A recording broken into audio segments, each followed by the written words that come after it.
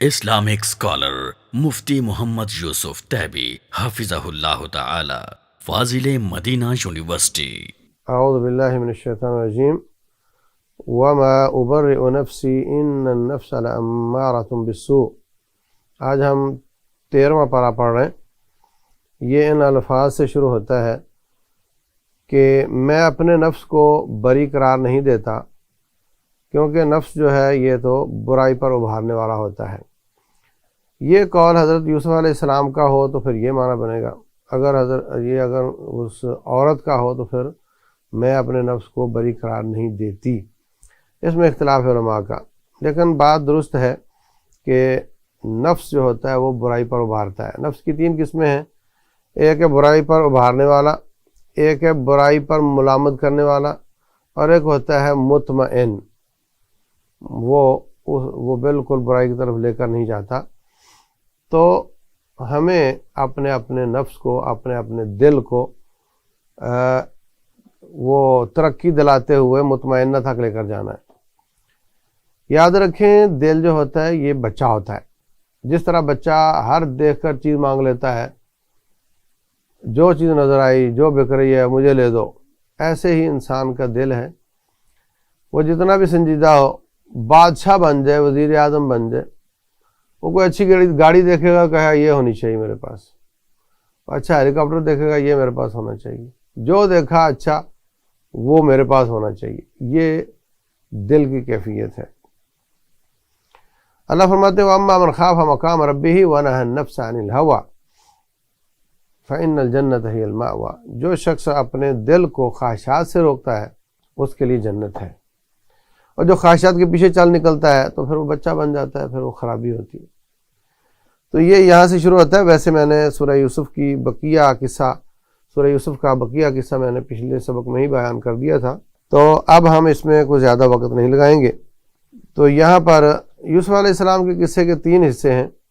ایک ان کے مصر پہنچنے سے پہلے کا حصہ ہے، اور ایک مصر پہنچنے کے بعد کا جیل تک کا حصہ ہے، اور تیسرا حصہ حکومت ملنے، وزارت ملنے سے بادشاہت ملنے تک کا ہے۔ تو بہر صورت یہ تقریباً موٹی موٹی باتیں اس میں ہم نے پچھلے سبق میں عرض کر دی تھی، ہم اس میں زیادہ بات نہیں کریں گے۔ اس کے بعد جو صورت ہے وہ رعد ہے۔ رعد کا معنی ہوتا ہے بجلی کی چمک یا کڑک، بجلی کی کڑک۔ تو اس صورت میں چونکہ اس کا بیان ہے، اس لیے اس کا نام رعد رکھا ہے۔ شروع میں اللہ تبارک و تعالیٰ اپنی، چونکہ یہ بھی مکی صورت ہے، اللہ کی قدرتیں بیان ہوئی ہیں، اللہ کی شان، اس کے کمالات بیان ہوئے ہیں، کیونکہ اس وقت زیادہ احکام، نماز، روزہ، حج، زکوٰۃ یہ تو تھے نہیں، تو توحید اور شرک سے بچانا یہی زیادہ تر موضوع ہے مکی صورتوں کا۔ تو اس میں بھی ایسا ہی ہے۔ اللہ وہ ہے جس نے زمین کو پھیلا دیا، آسمان سے زمین کو چلاتا ہے، آسمانوں کو بلند کیا بغیر کسی ایسے ستون کے جو تم دیکھتے ہو، اور خود عرش پہ مستوی ہوا، سورج چاند کو مسخر کیا، اور پھر زمین کو پھیلایا، پہاڑ گاڑ دیے، زمین کی بیلنسنگ کی اللہ تعالیٰ نے، بیلنس کرنے کے لیے پہاڑ گاڑ دیے، اور جوڑا جوڑا کر کے درخت اور پھل پیدا کیے، اور کچھ اس میں نیچے سے نکلتے ہیں، ان کی جڑ سے درخت نکلتے ہیں، اور بالکل ایک جیسے نظر آتے ہیں، مزے میں بڑا اختلاف ہوتا ہے۔ تو تعجب کی بات یہ نہیں کہ نبی ان کے پاس انسانوں میں سے آیا، تعجب کی بات تو یہ ہے کہ یہ اس بات کا انکار کرتے ہیں کہ ہمیں دوبارہ اٹھایا جائے گا، بھلے جس رب نے پہلے پیدا کیا وہ دوبارہ نہیں اٹھا سکتا۔ پہلے تو کوئی تیرا ڈیزائن بھی سامنے نہیں تھا، اب تو تیرا ڈیزائن سامنے، تیری زندگی سامنے ہے۔ رسول اللہ صلی اللہ علیہ وسلم فرماتے ہیں انسان کا سارا جسم گل سڑ جاتا ہے سوائے اس کی آخری مہرے کے، جو آپ کا آخری مہرہ ہے، یہ بیج ہے، فرمایا اسی سے دوبارہ انسان کو کھڑا کیا جائے گا۔ لیکن اللہ تعالیٰ محتاج نہیں اس بات کا، اگر کوئی جلا کر کے اس کو بھی ختم کرنے کی کوشش کرتا ہے، اللہ اس کا محتاج نہیں ہے، اللہ پھر بھی اس کو دوبارہ کھڑا کر لے گا۔ اس کے بعد اللہ تعالیٰ کے کمالات میں سے اللہ کے علم کا ذکر ہے۔ اللہ جانتا ہے کہ کس کس مؤنث کے پیٹ میں کیا کیا ہے، جانوروں میں بھی، انسانوں میں بھی، اور کیا کمی ہوتی ہے، کیا زیادتی ہوتی ہے، ہر چیز اللہ تعالیٰ کے اندازے کے مطابق ہے۔ ہر غیب اور حاضر چیز کو جاننے والا ہے۔ تم آہستہ بات کرو یا باواز بلند بات کرو، اللہ تبارک و تعالیٰ ہر چیز کو جانتا ہے۔ تم چھپ کر کام کرو یا سامنے کام کرو، اس کے لیے کوئی فرق نہیں پڑتا، سب کو جانتا ہے۔ اللہ اکبر۔ اور اللہ تبارک و تعالیٰ فرماتے ہیں ان اللہ لا یغیر ما بقوم حتی یغیروا ما بانفسہم، کسی قوم پر جو حالت ہو اچھی یا بری وہ اس وقت تک تبدیل نہیں ہوتی جب تک وہ خود اس کو تبدیل نہ کرنا چاہیں۔ خود کوشش کریں تو تبدیل ہو جاتی ہے۔ اچھی ہے بری کرنا چاہیں بری ہو جائے گی، بری ہے اچھی کرنا چاہیں اچھی ہو جائے گی۔ اور یہ کتنی عجیب بات ہے کہ ہم جو چاہیں ہو جاتا ہے۔ انسان چاہے میں اپنی حالت بہتر کروں، اس کے لیے کوشش کرے تو ویسی ہی توفیق ملنا شروع ہو جاتی ہے۔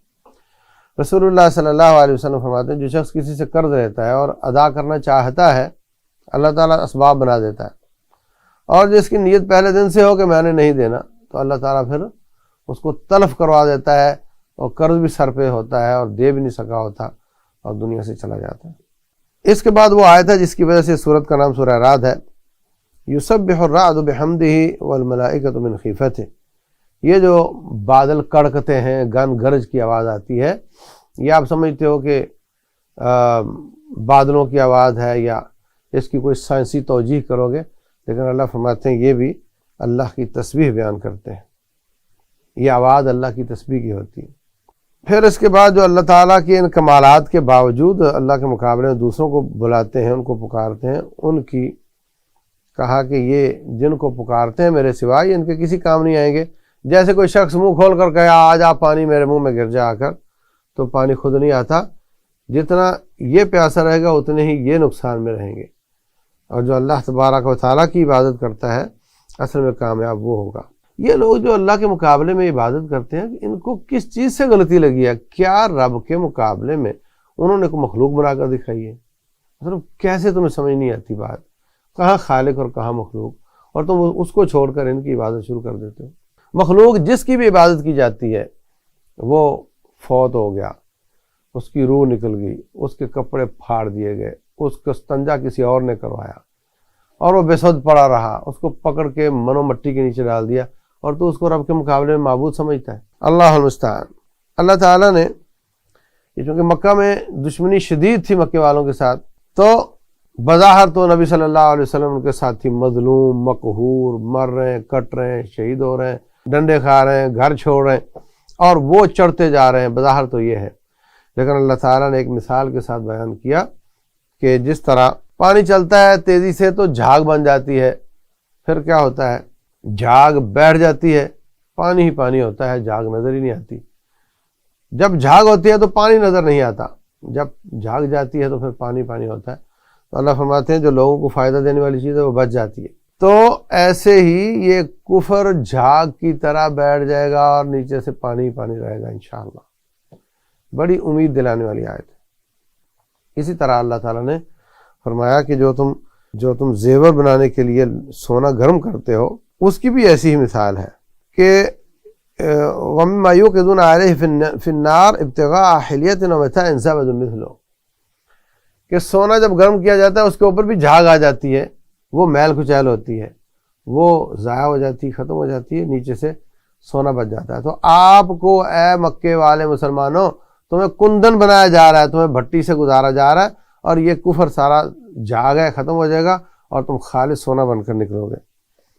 تو آج بھی جو تحریک کے لوگ مایوس ہو رہے ہوں ان کو ان آیات سے امید کی کرن ملتی ہے کہ جو بھی صورتحال ہے، بڑے دھندلکے ہیں، بڑی گھٹائیں ہیں، بہت طوفان ہیں، دنیا کا دباؤ ہے، اپنوں کا دباؤ ہے، باہر والوں کا دباؤ ہے، نہ اپنے چاہتے ہیں نہ باہر والے چاہتے ہیں، لیکن ہوتا ہے وہ ہے جو میرا رب چاہتا ہے۔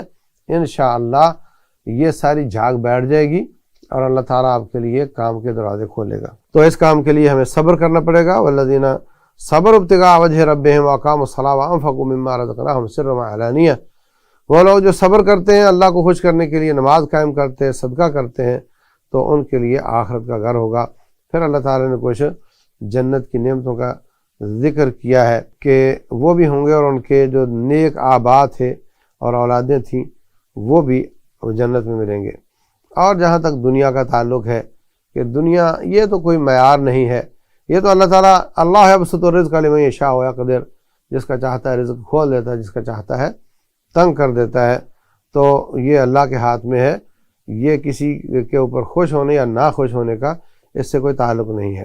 وہ لوگ جو اللہ تبارک و تعالیٰ پر ایمان لاتے ہیں اور ان کے دل مطمئن ہوتے ہیں اللہ کی یاد سے، خبردار اللہ کے ذکر سے ہی دل مطمئن ہوتے ہیں۔ تو اللہ کے ذکر سے مراد اللہ کرنا نہیں ہوتا، اللہ کے ذکر سے مراد سبحان اللہ، الحمدللہ، اللہ اکبر، لا الہ الا اللہ، استغفر اللہ، یہ بھی ہے۔ اللہ کے ذکر سے مراد ہے کہ اللہ آپ کو یاد ہو، آپ گناہ کرنا چاہیں تو آپ کو یاد ہو کہ مجھے کوئی دیکھ رہا ہے، یہ بھی اللہ کا ذکر ہے۔ اور اللہ کا ذکر قرآن و سنت بھی ہے، جو کچھ قرآن میں ہے سب ذکر ہے۔ فرمایا انا نحن نزلنا الذکر وانا لہ لحافظون، تو یہ سب اللہ کے ذکر ہیں اور ان پر عمل کرنا اس سے دل مطمئن ہوتے ہیں۔ جو کتاب و سنت سے دور ہوتا ہے، ومن یعش عن ذکر الرحمن نقید لہ شیطانا فہو لہ قرین، ومن اعرض عن ذکری، جو میرے ذکر سے منہ پھیرتا ہے، کتاب و سنت سے منہ پھیر کر بائی پاس کر کے زندگی گزارتا ہے، ہم اس کی زندگی تنگ کر دیتے ہیں، وہ خودکشیاں کرتے ہیں۔ لیکن جو کتاب و سنت والی زندگی گزارتا ہے وہ مطمئن ہو کر زندگی گزارتا ہے۔ اس کے بعد اللہ تبارک و تعالیٰ نے نبی صلی اللہ علیہ وسلم کی تسلی کی کچھ آیات بیان فرمائی ہیں۔ فرمایا کہ آپ سے پہلے رسولوں کو بھی مذاق کیے گئے، اگر مکے والے مذاق کرتے ہیں تو کوئی نئی بات نہیں ہے، تو ہم نے ان کو تھوڑی مہلت دی تھی، ان کو بھی دی ہوئی ہے، لیکن یہ نہ سمجھیں کہ ہم ان کو چھوڑ رکھا ہے، ایسا نہیں ہے، ہماری پکڑ آئے گی اور ان کو تباہ کر دے گی، برباد کر دے گی۔ اور جو اس پہ صبر کر رہے ہیں آپ لوگ، ان کے لیے اللہ تعالیٰ نے جنت کے وعدے کیے ہیں، مثل الجنت التی وعد المتقون، اس میں نہریں جاری ہیں، اس کے پھل ہمیشہ کے ہیں، اس کے سائے ہمیشہ کے ہیں، کبھی پت جھاڑ نہیں آئے گی، اور جو مخالفت کرنے والے ہیں یہ آگ میں جائیں گے۔ اور اے نبی علیہ السلام، آپ پر مختلف قسم کے آوازیں کستے ہیں، یہ انسانوں میں سے کیسے آ گیا؟ آپ سے پہلے بھی جتنے رسول آئے تھے ان کو بھی ہم نے، ان کی بھی بیویاں تھیں، ان کی بھی اولاد تھیں، اور یہ کہتے ہیں جی ان کو نبوت کیوں مل گئی، کسی اور کو ملنی چاہیے تھی۔ اللہ تعالیٰ ما کان لرسول ان یأتی بآیۃ الا بإذن اللہ، یہ رسالتیں دینا، وحی نازل کرنا، یہ اللہ تعالیٰ کا کام ہے، یہ کسی کے بس کی بات نہیں ہے۔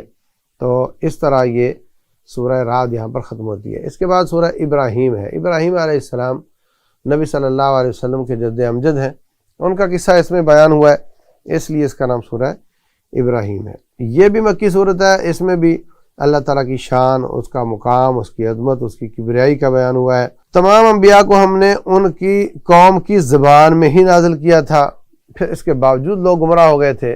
تو ہمارے ہاں ایک زمانے تک، بلکہ آج بھی یہ تصور پایا جاتا ہے کہ خطبہ جمعہ مقامی زبان میں نہیں ہونا چاہیے۔ یہ عجیب بات ہے بھئی، خطبہ جمعہ تو مقصد ہے سارے ہفتے کے زنگ اتارنے کے لیے، ان کو کوئی نصیحت کی جائے، ان کو اللہ تعالیٰ یاد کروایا جائے، اللہ کا خوف دلایا جائے، اور آپ کہتے ہو جو عربی میں ہی ہو سکتا ہے۔ تو آپ دیکھتے ہیں کہ ہمارے ہاں پہلے اردو میں تقریر ہوتی ہے، اس میں لوگ آڑے ٹیڑھے ریلیکس بیٹھے ہوتے ہیں، آ رہا ہے کوئی جا رہا ہے پرواہ نہیں، وہ کہتے ہیں جی یہ درس ہے، اور اس کے بعد پھر وہ عربی کا خطبہ ہوتا ہے تو اس میں اس سے پہلے اذان کہی جاتی ہے، تو اس میں پھر سارے سیدھے ہو کر بیٹھ جاتے ہیں کہ اس کے پیچھے تصور یہ ہے کہ اردو میں خطبہ نہیں ہو سکتا، جبکہ ہم تو بجا طور پر سمجھتے ہیں کہ اللہ نے ہر نبی کو ان کی زبان، قوم کی زبان میں بھیجا ہے، تو ہمیں بھی ان کی قوم کی زبان میں تقریر کرنی چاہیے۔ انگلینڈ ہے تو انگلش میں کرنی چاہیے، پاکستان ہے تو اردو میں کرنی چاہیے، عرب ہے تو عربی میں کرتے ہیں۔